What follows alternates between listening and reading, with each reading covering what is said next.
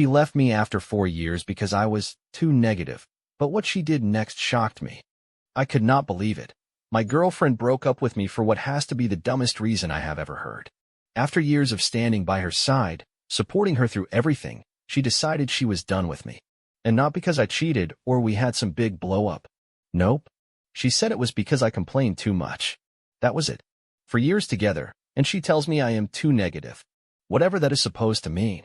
She said she needed more light in her life, and that I made things feel too heavy. She did not even sound upset when she said it. Just calm and cold, like she was canceling a cable subscription. She stood there with a suitcase, one I bought, packed with clothes I paid for, getting ready to stay with a friend I used to help out with rent. And me? I was just sitting there at the edge of the bed, still in my work clothes, staring at the floor wondering what the hell I did wrong.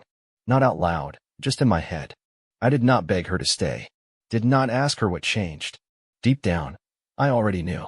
I had supported her for years, paid the rent, bought the groceries, kept her car running, helped her get through school, even took care of both of us when she was too anxious to work.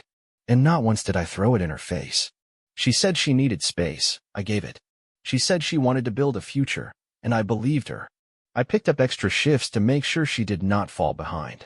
I thought that was what being a partner meant, holding things together until the other person could catch up. But now, all of a sudden, I was too negative. Funny thing is, she used to say I was the only stable thing she had. Said I was dependable, kept her grounded. I guess now grounded just means boring. I did not go after her.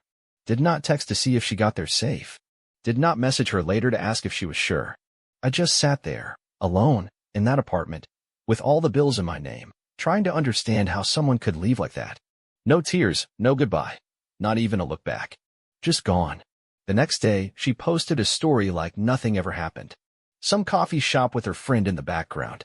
Like 4 years of us meant nothing. Like I was just some chapter she had finished. A roommate she finally got rid of. I checked the bank account. She had not contributed a single dollar in over 6 months. No rent. No groceries. No gas. Once in a while, she would send me $20 through Venmo and act like she was pitching in. Meanwhile, I was draining my savings just to keep us afloat. She left her stuff behind, like it was meaningless, hair straightener, makeup, a couple pairs of shoes. I did not touch any of it. I did not throw it out, either. I just closed the closet door and walked away. I was not angry yet. Just tired. Then she had the nerve to text me asking for her share of the security deposit from when we moved in. Said she needed it to get a new place. That is when it hit me, she really thought I owed her something. Like she deserved a payout after everything. She had never paid a dime toward that deposit. I put it all on my credit card because she said she just needed more time. Promised she would pay me back when she got on her feet. That was 3 years ago. So I locked down all my accounts, froze my credit, called the car insurance, and took her off the policy. She had never paid a cent toward it anyway. Always said we were a team, until it came time to share the load. A few days later, she messaged me again asking if she could come get the rest of her stuff. Said she hoped we could still be friends. Said she did not want things to turn bitter. I never answered. What was I supposed to say? Thanks for giving up on me? I boxed up her things. Did not break anything, did not leave a note. Just drove over to her friend's place, set the boxes by the door, and left. I did not knock. I did not say a word. Just got back in the car and drove away. And no, I did not feel better. I was not relieved. But at least I did not have to deal with her anymore. I did not have to tiptoe around her feelings before I opened my mouth. Did not have to walk into my own home wondering if I had somehow messed up without knowing it. I did not have to manage another person's emotions anymore. That was the change. That was the real shift. She said I complained too much, but maybe if she had carried even half of what I was carrying, she would have understood why I was so damn tired all the time. Maybe if she had skipped a few brunches, said no to a few trips, or tried sticking to a budget just once, she would know what real stress feels like. She wanted out. She got out. But she forgot one thing. Everything was in my name. The house, the car, the money. All of it. 2 days after I dropped off her stuff, I got a call from her mother. First time she ever called me directly. I did not even have her number saved. She said she just wanted to talk, said she was worried. I told her I was busy. She said it would only take a minute. She asked if I could be the bigger person. Said her daughter was struggling, did not have a place to stay yet, and asked if I could send her some money to help her get back on her feet. I hung up without saying a word. Then her dad called the next day. I had no idea how he even got my number. That man never looked me in the eye in all 4 years we were together. He told me to think about the good times. Said maybe things were said in the heat of the moment. Asked if I could let her keep using the car for a while until she got settled. I asked him if he planned to co-sign a car for her himself. He said that was not really possible right now. I told him it was not really my problem anymore. That night I sat at the kitchen table thinking about all the things I had paid for, stuff her parents never even acknowledged. Her school bills, the therapy she could not afford, the phone plan, even the time I got her dad a job interview through a friend, which he completely blew. Now they expected me to help her transition, like I was her human resources manager. I turned off my phone for the weekend. I was done. It was just after 11 when I saw her standing outside near the parking lot. I was heading to my car, and there she was, acting like it was no big deal, like I might just walk over and say hello. She gave a little wave, like everything was fine. I did not wave back. I got in my car, locked the doors, started it up, and stared straight ahead. She came up to my window and tapped on it. I never rolled it down. I could see her lips moving, but I did not bother trying to figure out what she was saying. I did not want to know. I put the car in reverse, backed out slow, and drove off. Never once checked the rearview mirror. That night, I went through my phone and erased every photo that had her in it. Deleted the old passwords we used to share. Canceled the streaming accounts we split. Removed her name from the emergency contact forms at my job. There was a box of her stuff I had packed up weeks before. I did not open it. I just tossed it in the back seat and drove it to a donation drop-off. I did not want it. Did not even care what was in it. She once said I complained too much. Well, now she does not have to hear me at all. I am gone. And the things she lost? She never really earned them in the first place. 3 weeks went by. Not a single text, not one call. Just silence. Then, out of nowhere, I got a phone call from a property manager.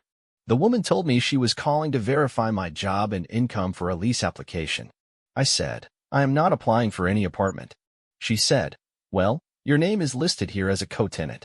I asked her to send me the file, and when it came through, my heart sank. Her name was on it, but everything else, my income, my job, even my signature, was all copied straight from an old tax form I had filled out for her last year. That was the moment everything changed. I called the leasing office back and told them it was identity fraud.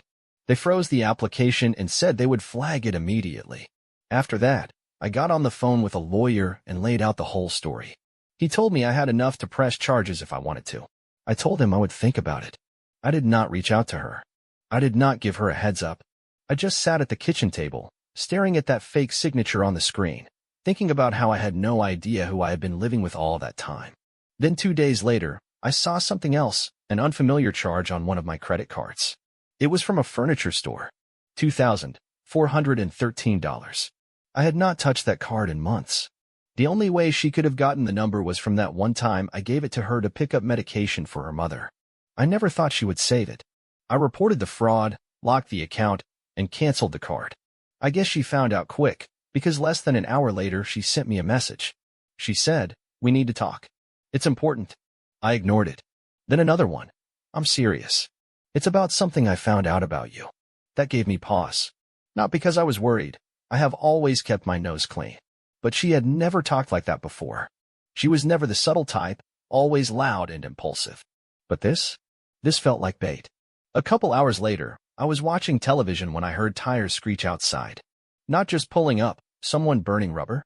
I looked out the window and saw her father's truck parked in my driveway. Then I spotted her in the passenger seat, shouting something. Her dad jumped out, slammed the door, and started stomping toward my house like he was ready to fight. I opened the door before he could even knock.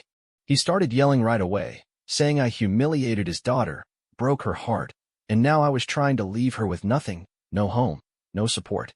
He said she told him I stole from her, used her credit, manipulated her.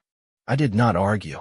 I just turned around, walked back inside, and grabbed a folder off my desk. It was full of receipts, emails, bank records, screenshots of her asking me for help with money. I handed it to him at the door and told him to read it fast. She came up behind him, tugging on his sleeve, trying to convince him I made it all up. Told him it was fake. He looked at the documents. Then he looked at me. Said nothing.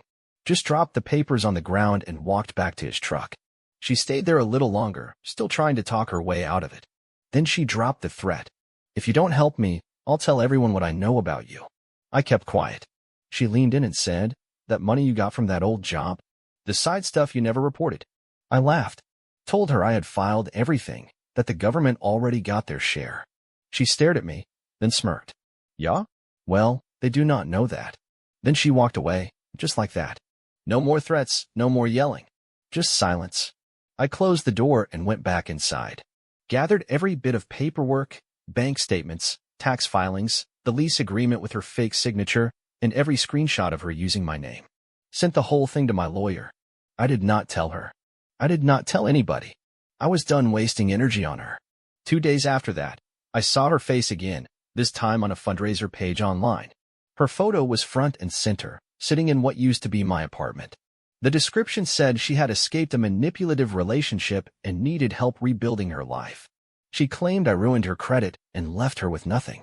And people bought it. She had already pulled in over $9,000 in donations. I sent everything to the site administrators, proof the whole story was made up. Screenshots, receipts, account logs, even photos showing the furniture and apartment were mine. Within 48 hours, the fundraiser was shut down. Donations were frozen, the page deleted. She tried to post again later, trying to twist it into some story about being targeted. But it didn't land. People started asking questions. Some of the comments even turned on her. Most of them vanished not long after. I did not reply. Did not say a word. There was nothing left to explain. So, what do you think? Was I too hard on her, or did she finally get what was coming? All I know is, I am finally happy. And that, more than anything, is the part that matters.